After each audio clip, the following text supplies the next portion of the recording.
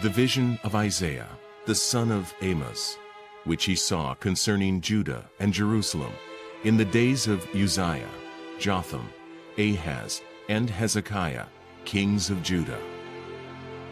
A vision given during troubled times to the people of Jerusalem living under the imminent threat of invasion.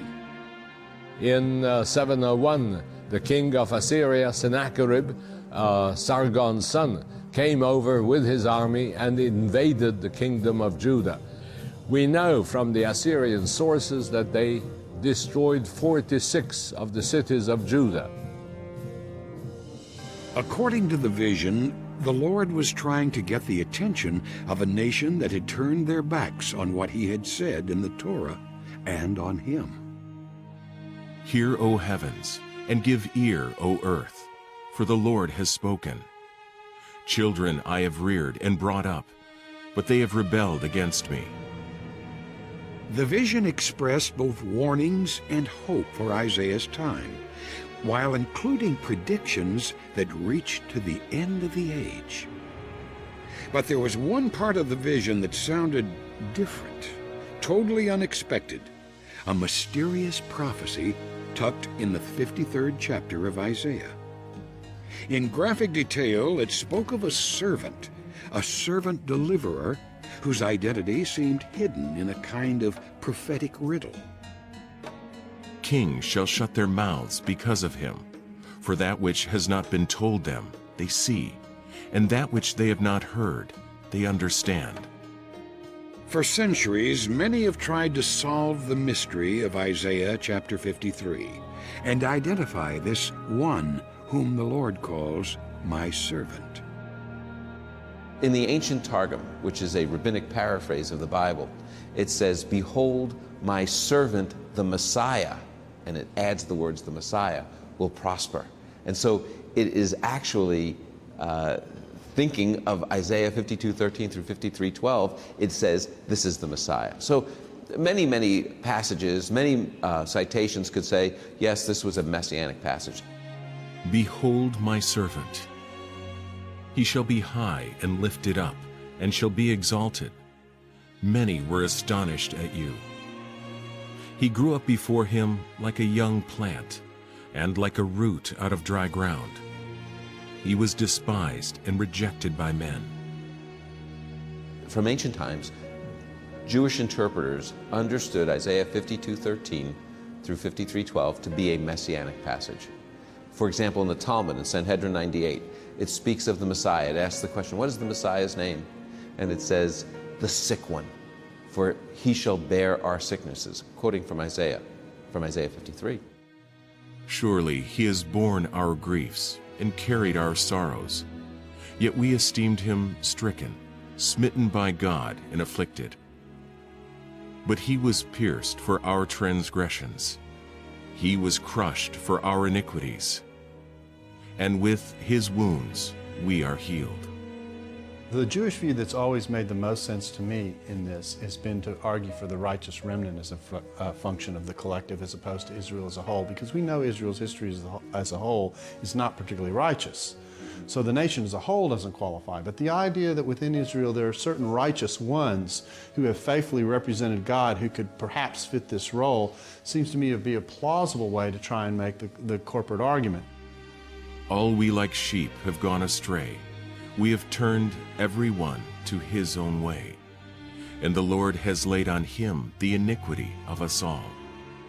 This much we see. Beginning in the 41st chapter, Israel is referred to as the servant of the Lord as a nation. But then sometimes one individual within the nation is identified as the servant. He was oppressed and he was afflicted, yet he opened not his mouth. Like a lamb that is led to the slaughter, by oppression and judgment he was taken away. He was cut off out of the land of the living, stricken for the transgression of my people. It says that the servant dies for the sins of my people. Now, whether it's Israel speaking, God speaking, or Isaiah speaking, the only answer to the question of who are my people is, it's Israel. So how could Israel die for Israel as a substitution? And they made his grave with the wicked, and with a rich man in his death, although he had done no violence. Yet it was the will of the Lord to crush him. When his soul makes an offering for guilt, he shall see his offspring. He shall prolong his days. Out of the anguish of his soul he shall see and be satisfied. By his knowledge shall the righteous one, my servant, make many to be accounted righteous. So the unnamed servant succeeds and conquers, not by power, but by surrender and suffering, bringing healing for his people, the Jewish people, and the world. But who is this suffering servant? When you come to Isaiah 53, you have to ask yourself, who actually fulfilled this? Who actually died, and his own people thought he was dying for his sin, and yet he was dying for the sins of the whole world? Who was it that didn't defend himself, that went as a lamb to the slaughter? Who was it that not only was cut off from the land of the living and died, but then continued on, saw the light of life, continued alive? Who was it that bore the sin of many? Who was it because of whom kings of the earth have shut their mouths in awe and said, we never knew, we never understood? For centuries, the rabbis of Israel reflected on the mysteries of what Isaiah had foreseen. Some suggested that Isaiah was predicting two messiahs, two deliverers, one in the military legacy of King David, another who, like the patriarch Joseph, would rescue his people through suffering. Messiah, son of David, and Messiah, son of Joseph. Then, just as the modern nation of Israel was being reborn, the prophecies of Isaiah resurfaced.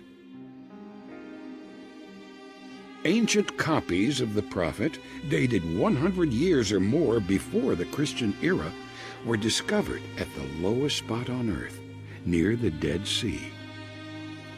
So the Dead Sea Scrolls are ancient Jewish manuscripts discovered between 47 and 56 in 11 caves in the area of Qumran. Qumran is located on the northwestern shore of the Dead Sea, 30 kilometers east from Jerusalem. This was one of the greatest and most important discoveries of antiquities ever made. Here, the air is bone dry, perfect for preserving and hiding the manuscripts of the Dead Sea Scrolls. Many scholars identify what remains of the Qumran community with a Jewish sect called the Essenes. Seeing the priesthood and temple worship of Jerusalem as being corrupted, the Essenes broke from mainstream Judaism and retreated here to seek the Lord in the wilderness. It seems that the book of Isaiah was among the most popular and most admired books for the sect which was living at Qumran during Second Temple period. And of the book of Isaiah, we have 21 copies. Isaiah is the most popular prophet among the Dead Sea Scrolls. He's the oft-quoted prophet in all the scrolls. And it's a fact that out of the 220 biblical copies in Qumran, the only full copy is the Great Isaiah Scroll discovered in Cave 1 in 47. So it's very obvious that must be a reason, because Isaiah is a key prophet in Qumran. The Essenes carefully copied biblical texts and community documents. Their desert library reflected the belief that they were living in the times of Israel's long-awaited Messiah. And there are many examples in the book of Isaiah, in the oracles of the Isaiah prophet, about the future Savior and the end of history. In the 1st century BC, 1st century AD, those people probably felt their own days as the very troublesome days of prophet Isaiah. They regarded the Roman threat to be maybe parallel to the threat felt by the Jerusalemites from Assyria, the great power of their time. They regarded themselves as the Isaiah of their own time. Some groups, like the Qumranites and the group of Jesus and John the Baptist, they live with the sense that actually they are on the eve of the new era, expecting the Messianic kingdom. It's quite obvious why Isaiah became a key prophet for disclosing the secret of time. The secret of the times. In scrolls governing life and worship called the community rule, the Essenes used the words of Isaiah to describe their messianic mission to, quote, open up a path for the Lord. A voice cries, "In the wilderness, prepare the way of the Lord. Make straight in the desert a highway for our God." And this issue is a key issue mentioned in the scrolls themselves, in the community rule. And it's not by chance that the same verse, quoting from Isaiah chapter 40, verse 3, is the same verse also mentioned in the context of John the Baptist. In the Gospel of Mark and the parallels, also, strictly speaking, this verse is mentioned explaining why John the Baptist is announcing the coming of the Messiah in the wilderness of Judea. So, again, it can't be by chance that same verse is quoted. And again, it teaches the fact that the prophet Isaiah was a key prophet for different groups in ancient Judaism. Soon after John the Baptist called on his people to prepare the way of the Lord in the wilderness, Isaiah's predictions of a suffering servant took a controversial turn. Followers of Jesus, or Yeshua in Hebrew, came to the conclusion that they had seen an unexpected and dramatic fulfillment of the ancient words in the 53rd chapter of Isaiah. The shrine of the book at the Israel Museum houses the Dead Sea Scrolls exhibit. Showcased here is a replica of the Great Scroll of Isaiah, 1,000 years older than any previously discovered copies of the prophet. Here, a national treasure silently represents the hope of a nation and a promise for the world. Within this 24-foot scroll are ancient predictions of a restored people and of a global peace. It is a day when, as Isaiah says, the lion will lie down with the lamb, and swords will be beaten into plows, a time when a long-awaited Messiah reigns in justice. Yet with the promise comes an unfolding drama. The 53rd chapter of this scroll tells the story of the suffering servant deliverer that would eventually be claimed by followers of Jesus. It's important to remember that in the time of Jesus, there was no such thing as Christianity. He was a rabbi, not a reverend. He was called Christ not because he was the son of Mr. and Mrs. Christ, but because Christ was the Greek way of saying Messiah. And the only Bible they had was what we call the Tanakh, the Jewish scriptures. According to the Gospels, Jesus and his disciples didn't see themselves as starting a new religion, but part of a new era in Judaism. A new era that would again and again reach back to the promises of prophets like Isaiah. And it's a fact that also the prophet Isaiah is the oft-quoted prophet in the New Testament writings. Again, it can not be a chance.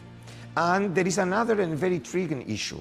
There is, in the stories on Jesus in the Gospels, there is only one story in which Jesus is said that he reads from a book.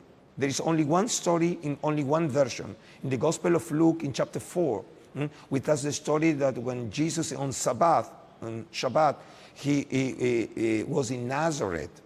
He was asked to read from a scroll, and it was given to Jesus, the book of Isaiah, and he read from Isaiah chapter 61 about the Spirit of God upon me. The Spirit of the Lord is upon me, because he has anointed me to proclaim good news to the poor. He has sent me to proclaim liberty to the captives and recovering of sight to the blind, to set at liberty those who are oppressed, to proclaim the year of the Lord's favor. And he began to say to them, Today this scripture has been fulfilled in your hearing. There is a big discussion among scholarship if this story can be regarded as a true and original story about Jesus or an apocryphal story. But in any case, it's very obvious that in one way or another, the story reflects the significance that the prophet Isaiah had for the followers of Jesus, John the Baptist, and the first Christians. In the book of Acts, in Acts chapter 8, there's an Ethiopian royal official who is heading back. He's the treasurer. He's obviously a convert to Judaism, and he's got the scroll of Isaiah in his chariot, and he is reading it, and he's trying to figure out who is this servant. And it's at this point that he meets Philip, who was a Jewish follower of Jesus in the first century, obviously taught by the disciples, had learned of Isaiah 53 and its application to Jesus being the Messiah. And when he meets this royal official, he asks him if he knows who he's reading about. And the royal official says, I don't know, there's no one here to explain it to me. Who is he speaking of? Is he speaking of himself? Is he speaking of, who is he speaking of? And at that point, Philip shows him how Jesus is the fulfillment of this passage, that he is the referent that Isaiah was speaking of when he spoke of the Messiah, the suffering servant. And at this point, the royal official immediately believes and becomes a follower of Jesus as well. What really inspired those close to Jesus? What made them see him as more than another rabbi?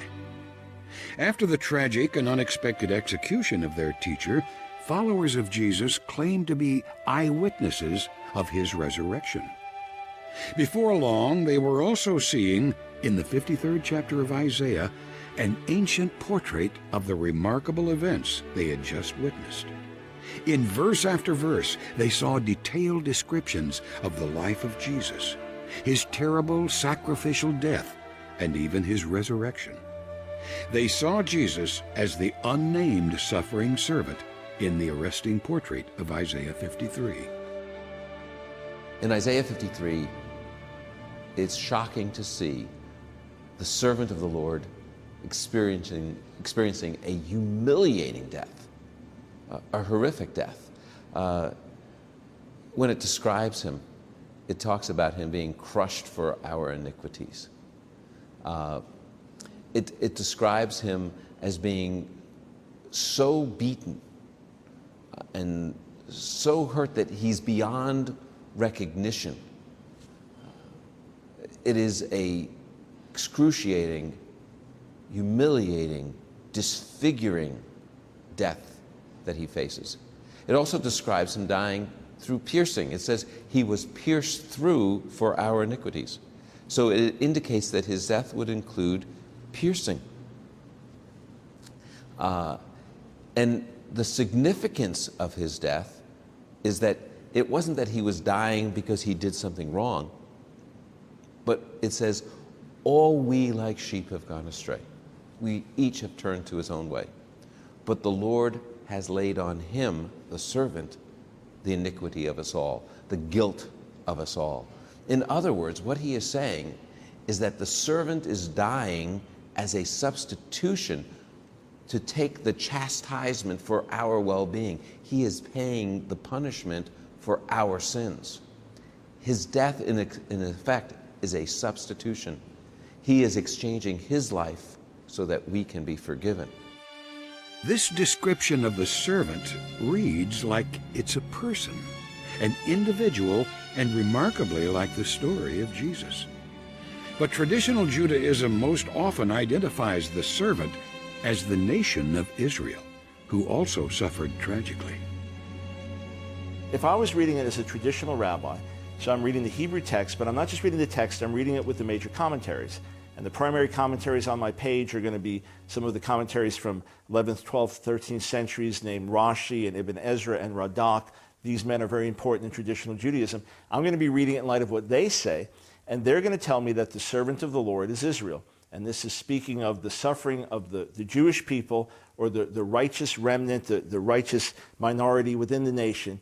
And this is as we're scattered around the world, be it the Holocaust, be it crusades, inquisitions, whatever we've suffered through the centuries. And this is through our suffering somehow healing comes to the world. And then at the end, the Gentile kings, the nations will recognize, we thought they were despised and rejected. They were actually suffering for us, and through them, healing has come our way.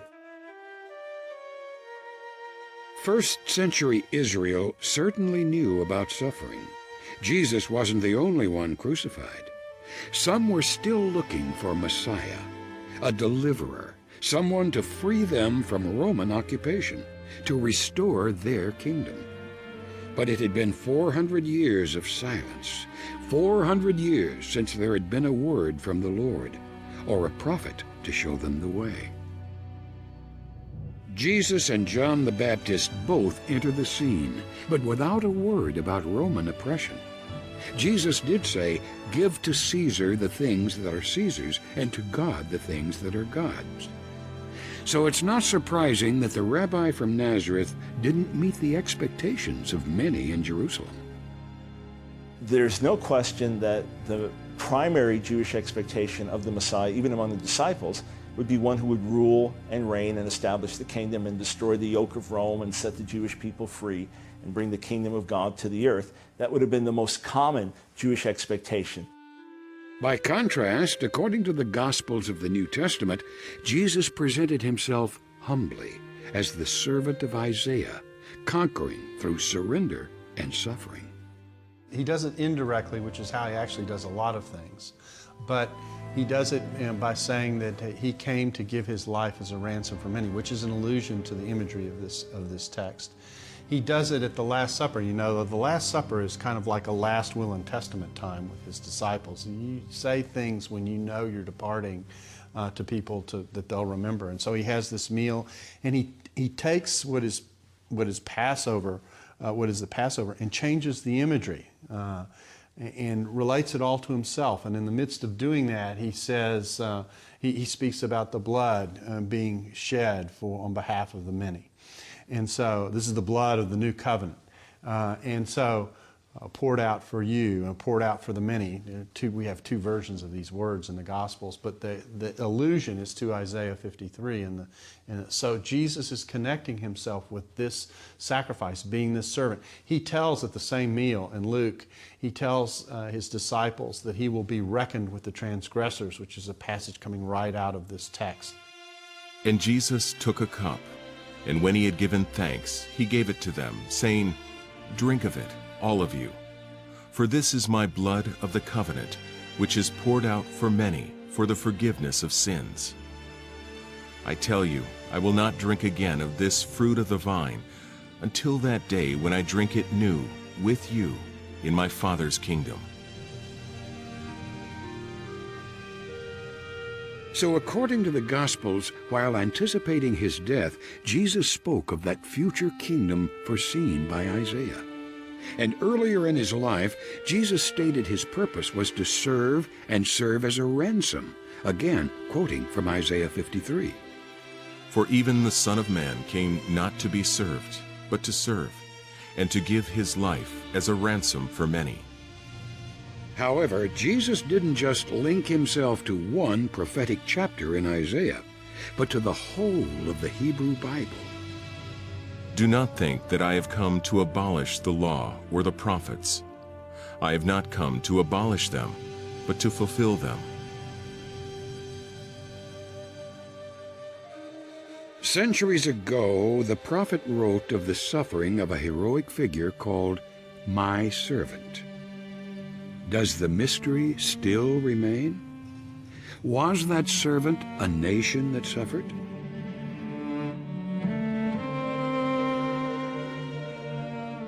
Was the servant a son of David who said he came to serve and suffer?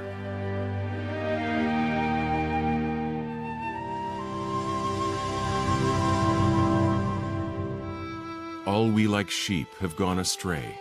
We have turned every one to his own way. And the Lord has laid on him the iniquity of us all. All prophecies are tested by time.